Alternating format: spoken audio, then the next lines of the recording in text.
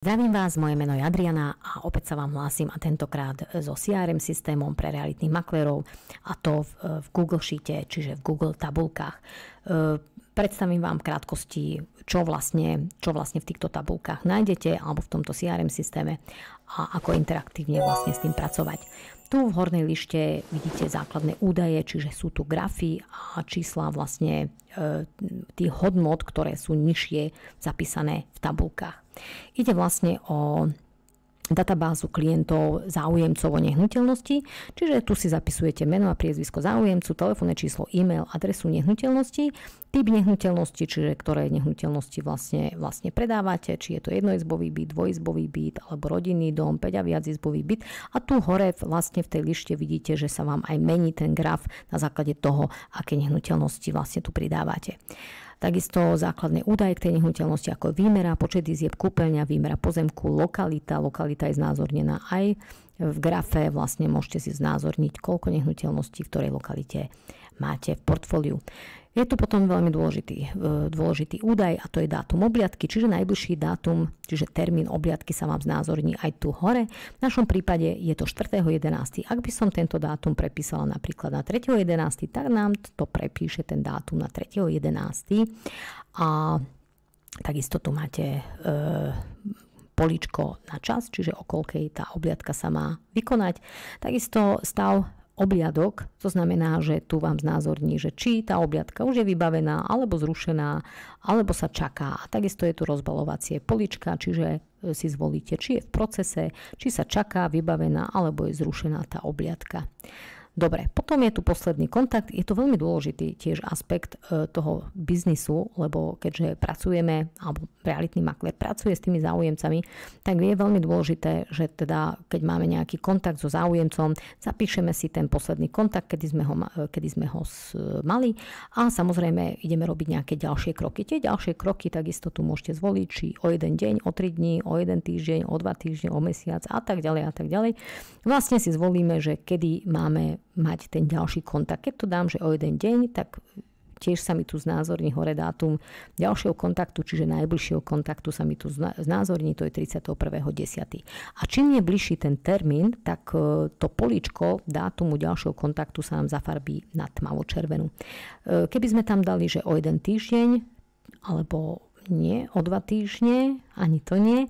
Čiže o mesiac, tak už to políčko bude svetlejšie, to znamená, že ešte máme čas sa pripraviť na nejaký termín. Čiže je to aj interaktívne vlastne aj tou farbou, že vlastne viete, že čím je tmavšia tá farba, tak tým je bližší ten termín toho stretnutia alebo kontaktu alebo čokoľvek. A čím je svetlejšia tá farba, tak vlastne je to ešte ďaleko a máme čas sa na to pripraviť. Napríklad dám 6 mesiacov, tak je to už úplne svetlé, alebo máte tu možnosť, že nikdy, tak tým pádom to políčko sa vám zafarbí na úplne svetlú farbu.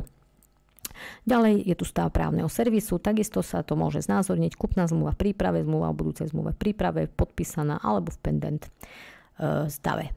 Dobre, potom je tu, čiže tuto máte tiež rolovacie okienka, aby som vám to ukázala ešte, hej. Tak, potom zdroj zákazníka, tiež veľmi dôležitý údaj, čiže aby sme vedeli merať vlastne tú úspešnosť toho, že odkiaľ nám prichádzajú tí zákazníci. Keď robíme napríklad Facebook reklamu, tak budeme vedieť, že teda prišiel ten zákazník, záujemca cez Facebook, alebo cez odporúčanie, alebo cez telefón, alebo cez webovú stránku, alebo prišiel cez inzerciu, odporúčania a tak ďalej, alebo cez flyer, čiže cez leták. Stav predaja, v akom stave sa nachádza náš predaj, či je bol kontaktovaný, alebo sa ešte nekontaktoval, alebo prestal komunikovať, alebo čaká na spracovanie, alebo sa práve vyjednáva, alebo nemá záujem a tak ďalej. Takže môžete si zvoliť to, v ktorom procese vlastne sa nachádza predaj nehnuteľnosti. Tu je ďalšie poličko, čiže je to to-do list, čo musíme urobiť, či je to v procese alebo hotovo vybavené. Napríklad tu si môžete dopísať svoje poznámky, poďakovanie bolo odoslané alebo stretnúť sa v kancelárii, pripraviť zmluvu o budúcej kúpnej zmluvy.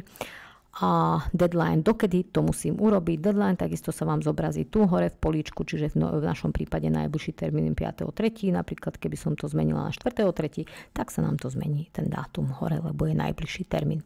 Ďalej je tu časť, teda tá finančná analýza, čo znamená, že vlastne tu sú znázornené ceny tých nehnuteľností, ktoré sa predávajú. Čiže keď je inzerovaná cena tej nehnuteľnosti 150 000 eur, ale predajná cena, čiže skutočná cena, za ktorú sme predali, je 160 000.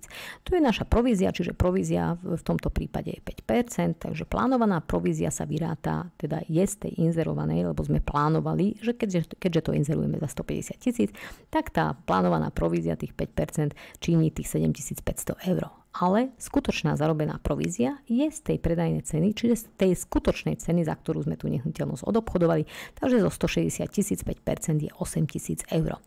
Takže ak by som tu prepísala, že sme to začali inzerovať za 100 000, ale predali sme to za 120 000, tak sa nám zmení aj tá hodnota tu, čiže plánovaná provízia bola 5 000 eur a skutočná zarobená provízia 5 000.